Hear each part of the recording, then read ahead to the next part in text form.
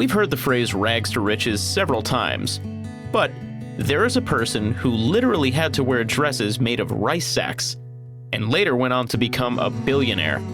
Today's video is about the inspirational story of the queen of all media, the legendary Oprah Winfrey, who rose from penury to become one of the biggest talk show hosts and media personalities of all time. Oprah was born as Orpah Gail Winfrey on January 29, 1954 in rural Mississippi. The mispronunciation of her biblical name was so overwhelming that it became her official name. Her mother was poor, a teenager, and single when she gave birth to Oprah.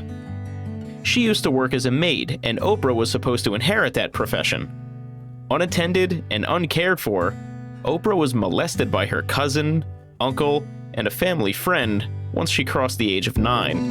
In a heartbreaking revelation in front of a teary-eyed audience, she said, "Everyone knows I was sexually abused, and as a result of my sexual abuse, I hid a pregnancy for the 9-month gestation of the pregnancy." She continued, "I thought I had no alternative but to kill myself." Sadly, her baby passed away at about 2 weeks old. Oprah describes this whole ordeal as my biggest life secret, and I lived in such fear of that secret coming out. It was my great life shame. Due to personal and financial crisis, her mother kept avoiding her, and Oprah lived in turns with her grandmother and her supposed biological father. Her father, who was a barber in Nashville, took care of her education. But Oprah's career foundations were made while living with her grandmother, who encouraged her public speaking. Under an educational support program, she got to attend the affluent Nicole High School, but became a victim of the elitism of the suburban middle class. To deal with her inferiority complex, she started stealing money from her mother so that she could spend on par with her peers. One of the problems she faced at her grandmother's home was extreme poverty. The old lady stitched her clothes from rice sacks, and this made Oprah the butt of jokes at school. But this didn't become an obstacle for her in mastering recitation and speaking abilities. Accompanying her grandmother to the local church, she showed a penchant for reciting Bible verses and was rightly nicknamed the preacher. In her life class, she said, "My grandmother was a maid. That's all she ever knew. The only real expectation she held for me was that I would one day become a maid and, in her words, have some good white folks," meaning people who would not speak negatively about me, who would allow me to take food home, who would be good to me, who would treat me with some level of dignity and respect. That was my grandmother's dream for me, but I had another dream for myself. Oprah's talent and determination couldn't be kept down too long by these adverse circumstances. Her grandmother said that little Oprah used to interview her doll and the crows on the fence. Oprah credits her grandmother for giving her self-belief and for encouraging her to speak in public. It was a matter of time before the seeds of her dreams started sprouting into green shoots. Oprah became an honor student, was voted most popular girl, and joined her high school speech team at East Nashville High School, placing second in the nation in dramatic interpretation. She won an oratory contest and won a full scholarship to Tennessee State University, where she studied communications. She secured her first job in a grocery store while in her teenage years, and by 17, she won the Miss Black Tennessee beauty pageant. This brought her local fame and a job as a part-time newsreader at the local black radio station WVOL, where she worked for 3 years. There was no looking back from here, and she kept climbing up the media ladder. In 1976, she was a co-anchor for Baltimore's WJZ-TV's Evening News. With her emotional, extemporaneous delivery, she made her way to the daytime talk show arena when she moved to Chicago to host WLS-TV's morning talk show. The show had abysmal ratings, whereas Donahue was the top show. However, within months, Oprah took the show from the bottom to the top, beating Donahue.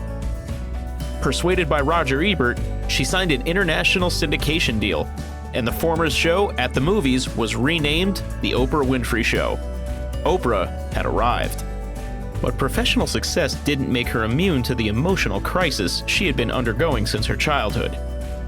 She experienced a tumultuous romantic life and was into abusive relationships.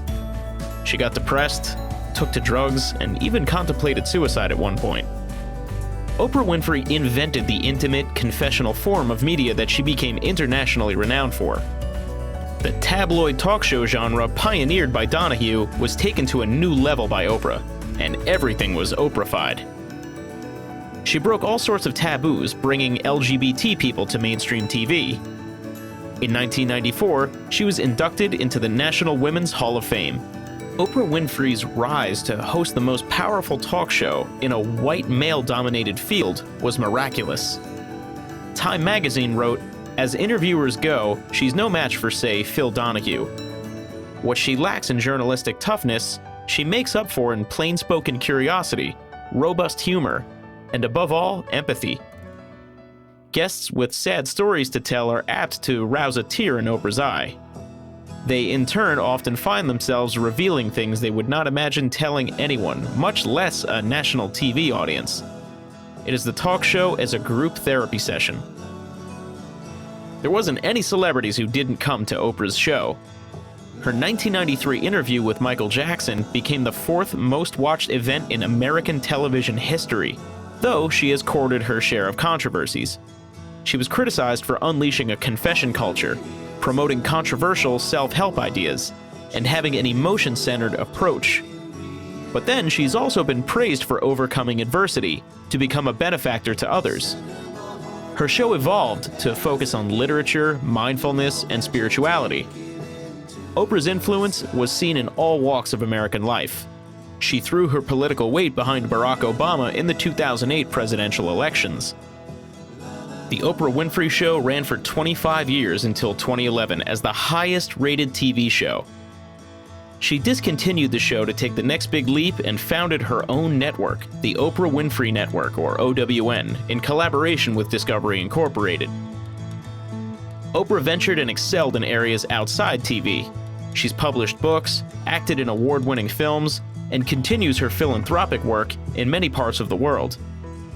With her media empire and other earnings, her net worth is $2.9 billion and is considered the richest self-made woman in America. CNN called the media baroness arguably the world's most powerful woman. Oprah continues to inspire as the queen of media. So what are your favorite Oprah episodes? Let us know in the comments below. Thank you for watching this video. Please make sure to like, share, subscribe, and hit that notification bell for the latest updates.